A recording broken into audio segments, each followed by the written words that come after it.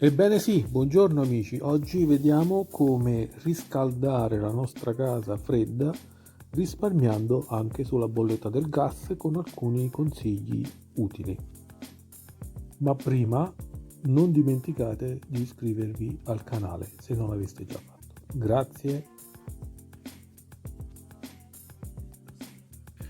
Bene, vediamo in dettaglio quali sono i fattori che incidono sul riscaldamento di un edificio.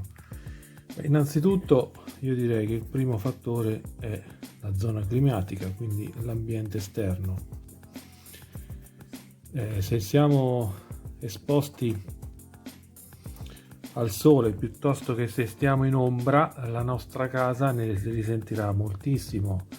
Se siamo in una zona molto piovosa, la pioggia che batte sulle pareti può raffreddare facilmente la nostra casa.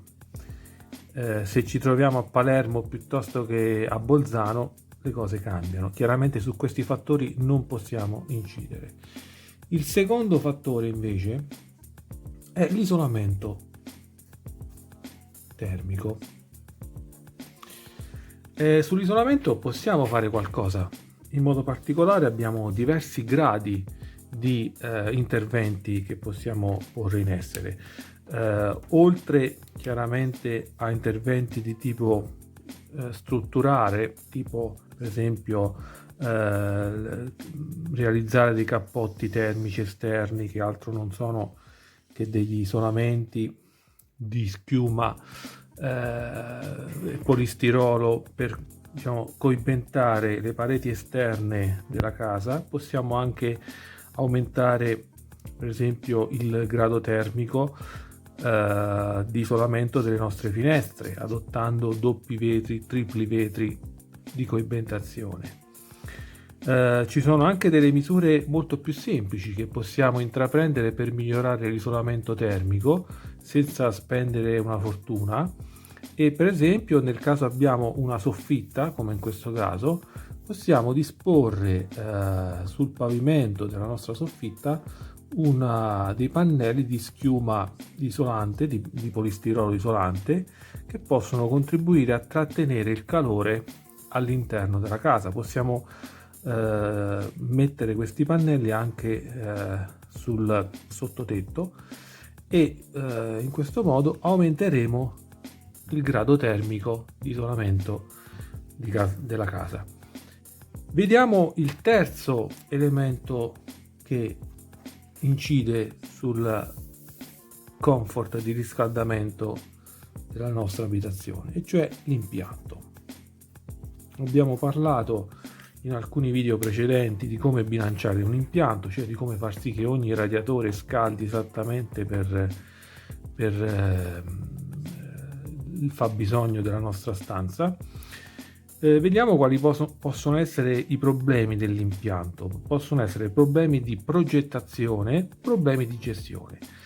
Tra i problemi di progettazione principali abbiamo il corretto dimensionamento dei radiatori. Quindi il numero di elementi dei radiatori del nostro appartamento potrebbe non essere corretto. Vediamo un attimo semplicemente come si calcola il numero di elementi di un radiatore.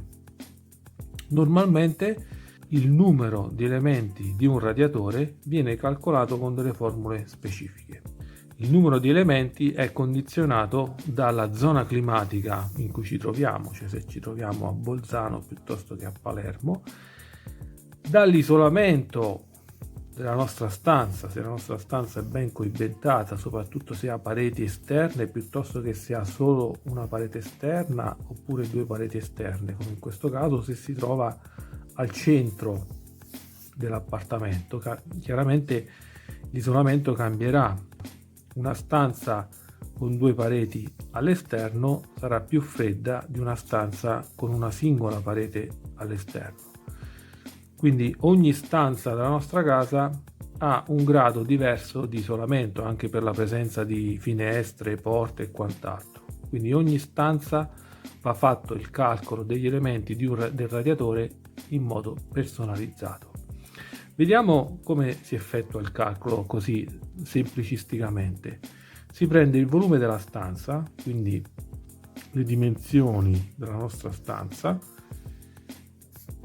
e il volume in metri cubi viene calcolato appunto con, per esempio, se facciamo un esempio pratico, una stanza di 5 metri di larghezza per 3 di profondità per 3 di altezza, ha un volume in metri cubi di 45 metri cubi. Dobbiamo calcolare il fabbisogno termico di questa stanza da 45 metri cubi. Si moltiplicano i metri cubi per un coefficiente. Questo coefficiente può variare dai 30 a 50. Chiaramente dipende dalla zona climatica in cui ci troviamo, cioè se ci troviamo a Palermo staremo più verso il 30, se ci troviamo a Bolzano staremo più verso i 50.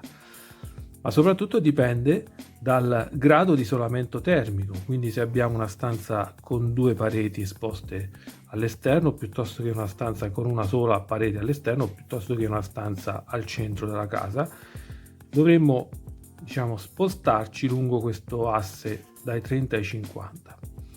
Facciamo l'ipotesi di trovarci in una situazione buona, quindi che ne so, una casa discretamente isolata. Prendiamo nel nostro caso un coefficiente di 38, quindi facciamo 45 per 38, facendo due conti otteniamo 1710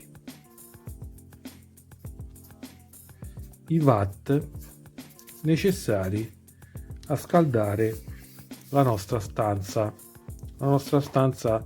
da 45 metri cubi. Come procedere?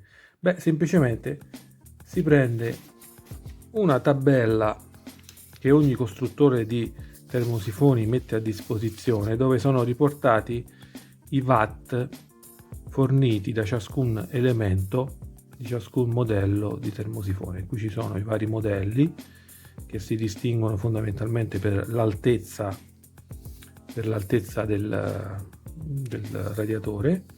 Ovviamente a varie altezze corrispondono varie potenze. Chiaramente i termosifoni più stretti, quindi più bassi, sono meno potenti, i termosifoni più alti sono più potenti. Prendiamo il primo elemento che a noi ci interessa, cioè un modello di un termosifone. Questo è un termosifone d'alluminio da 87 cm di altezza. Ecco, questo modello ha un vantaggio indicato di 173 watt, quindi ogni elemento del nostro termosifone genererà 173 watt, mentre abbiamo visto in precedenza come il nostro fabbisogno per la nostra stanza era di 1710 watt.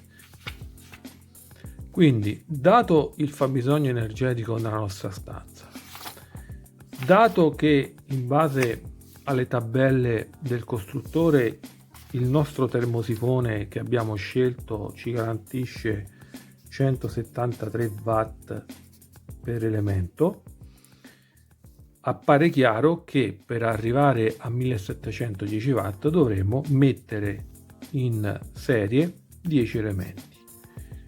Così facendo il nostro termosifone sarà un termosifone da 1730 watt, che sono grosso modo i 1710 watt richiesti. Attenzione però, la tabella del costruttore ci indica che questa potenza di 173 watt è condizionata a determinate situazioni, a determinate condizioni, cioè che ci sia un delta T di 50 gradi. Cosa vuol dire? Vuol dire che la differenza tra la temperatura media della caldaia e la temperatura ambiente deve essere di 50 gradi. Quindi, per esempio, se noi vogliamo una temperatura ambiente di 20 gradi, che è considerata la temperatura di comfort, dobbiamo far sì che la temperatura media del nostro impianto sia di 50 gradi superiore, cioè sia di 70 gradi.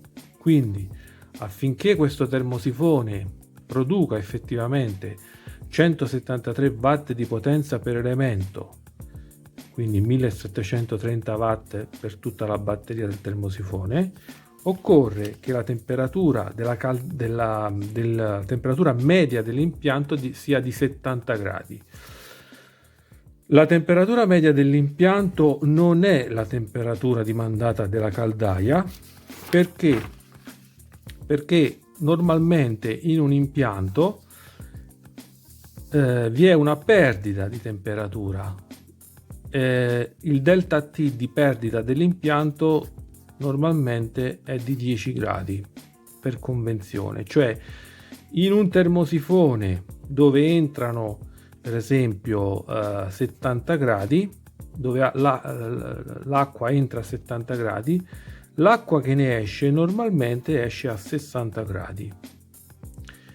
Quindi voi capite bene che per ottenere la nostra temperatura media che abbiamo calcolato di 70 gradi, vuol dire che la temperatura dimandata del nostro impianto di riscaldamento deve essere almeno di 75 gradi. Quindi noi dovremo impostare la nostra caldaia a 75 gradi. Questi 75 gradi, entrando nei vari termosifoni, usciranno e ritorneranno in caldaia attraverso il tubo di ritorno a 65 gradi. La temperatura media del nostro termosifone, cioè del nostro impianto, scusate, sarà di 70 gradi, e quindi saranno rispettate le condizioni del nostro progetto di impianto, cioè delta T50. In questo modo voi capite bene che al variare della temperatura della media dell'impianto e quindi al variare della temperatura impostata in caldaia, varierà la potenza del nostro termosifone.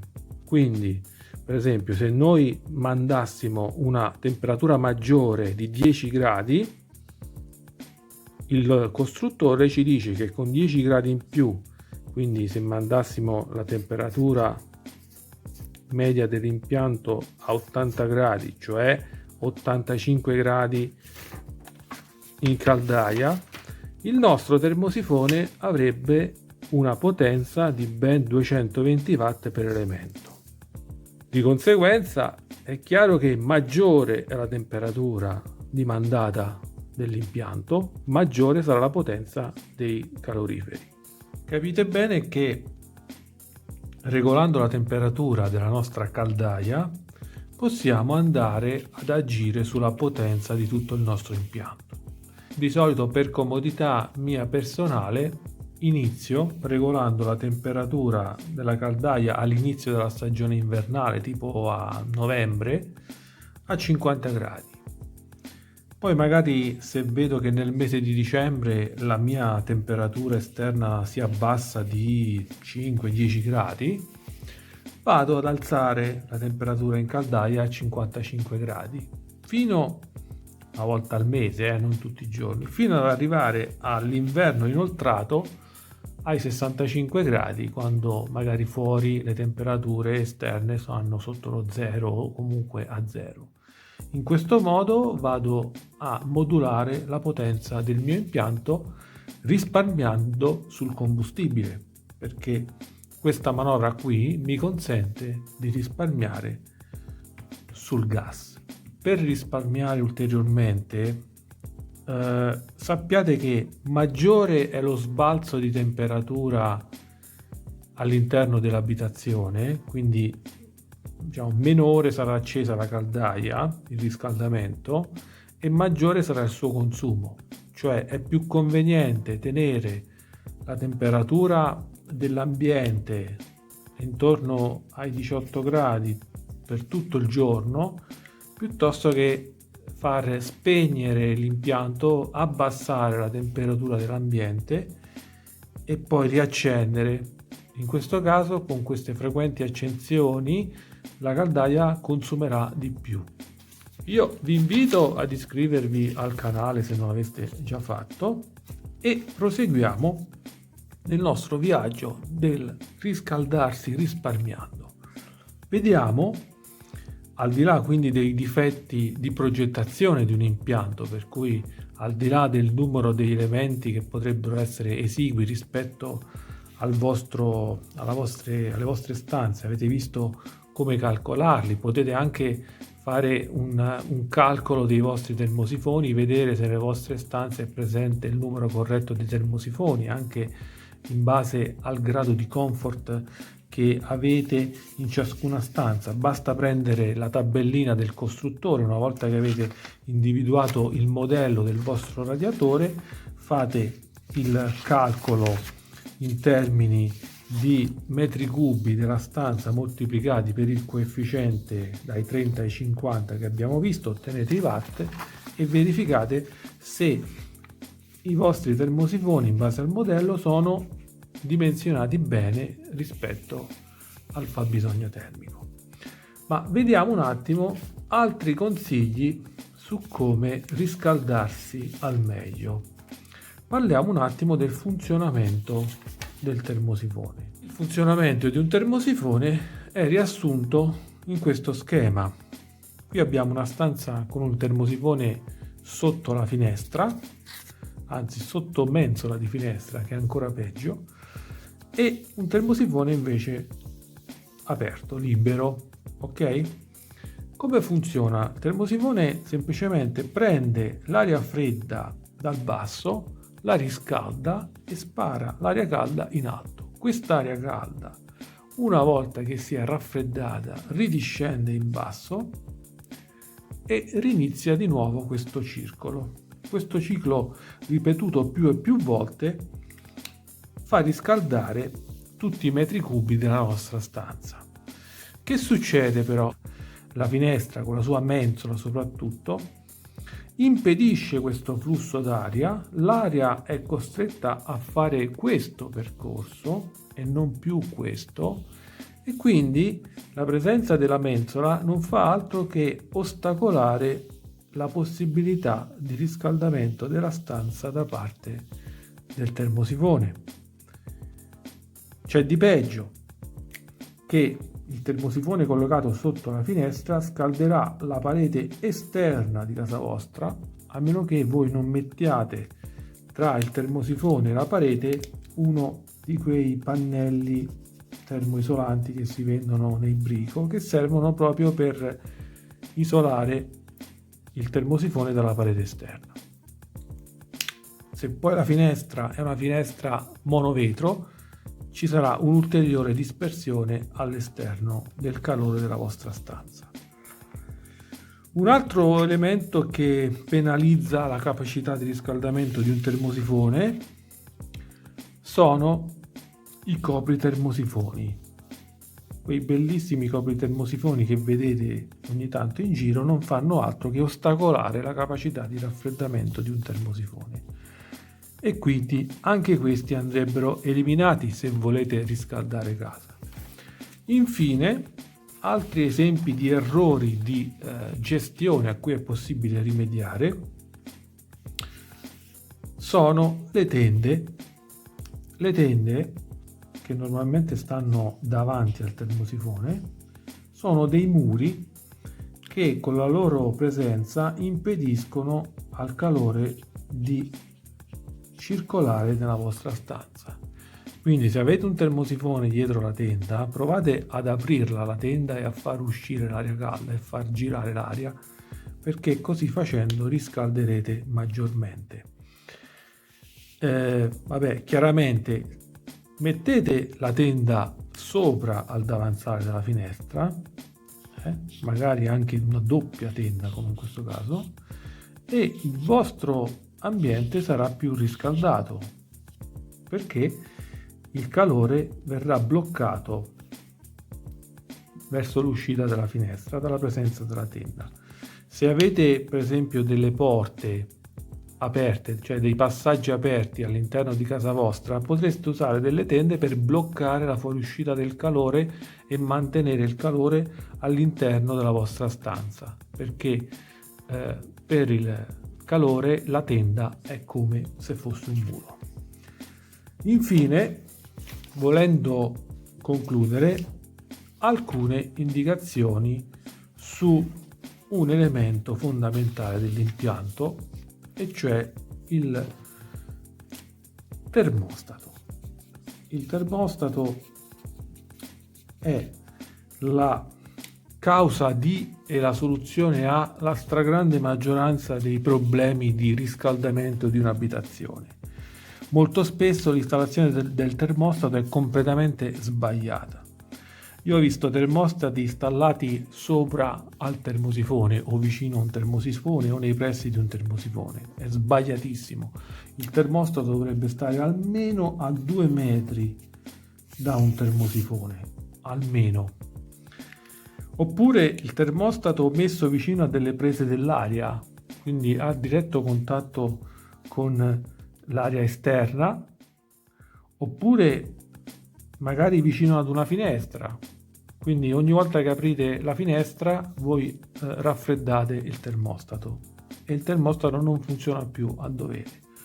Oppure magari posto su una parete esterna molto fredda, poco isolata, e quindi in questo caso il termostato sarà condizionato dalla temperatura esterna e non dalla temperatura interna. In generale il termostato va messo sempre in una posizione tranquilla, lontano da fonti di calore che possono essere termosifoni, ma anche camini, stufette, lampade alogene e tutte le fonti di calore, ad un'altezza di 1,50 m dal pavimento, ok, per evitare, per rilevare correttamente la temperatura, non coperto da nulla, quindi deve essere l'aria deve poter circolare liberamente attraverso il termostato. E poi soprattutto una cosa importante, oltre ai problemi, agli errori dell'installazione, c'è un discorso da fare sulla gestione del termostato e sui tempi di gestione di accensione. Per esempio, se voi vi alzate alle 7 di mattino, ok? Ora dovete sapere che una stanza per salire di 1 grado di temperatura, mediamente il termosifone deve essere acceso per almeno un'ora. Questo vuol dire che per passare per esempio dai 17 gradi della mattina di una stanza della mattina ai 18 gradi occorre almeno un'ora. Se voi durante la notte avete tenuto spento il riscaldamento e la temperatura d'inverno può scendere anche a 16 gradi e voi vi alzate alle 7 e volete una temperatura minima di 18 gradi, vuol dire che il vostro impianto di riscaldamento per passare dai 16 ai 18 gradi impiega circa 2 ore. Quindi se voi volete i 18 gradi alle 7 di mattina, dovete accendere il riscaldamento alle 5, perché le stanze stanno a 16 gradi durante la notte. Così facendo, quando vi alzerete alle 7 avrete il comfort. Invece normalmente si fa il contrario, cioè siccome mi alzo alle 7 allora accendo alle 7. Questo è sbagliatissimo. Questo vuol dire che alle 8 voi uscirete di casa e la vostra stanza avrà raggiunto il comfort di 18 gradi. Invece così facendo alle 8 avete già un abbassamento di temperatura. Quindi programmando correttamente il termostato all'ora prestabilita un'ora prima o 2 ore prima, a seconda del tempo che impiega il vostro riscaldamento per andare su di temperatura, potrete avere un maggior comfort e risparmierete anche sul combustibile. Spero che questo video sia stato di vostro interesse. Io vi ringrazio di avermi seguito, vi invito ad iscrivervi al mio canale e vi do chiaramente appuntamento alla prossima.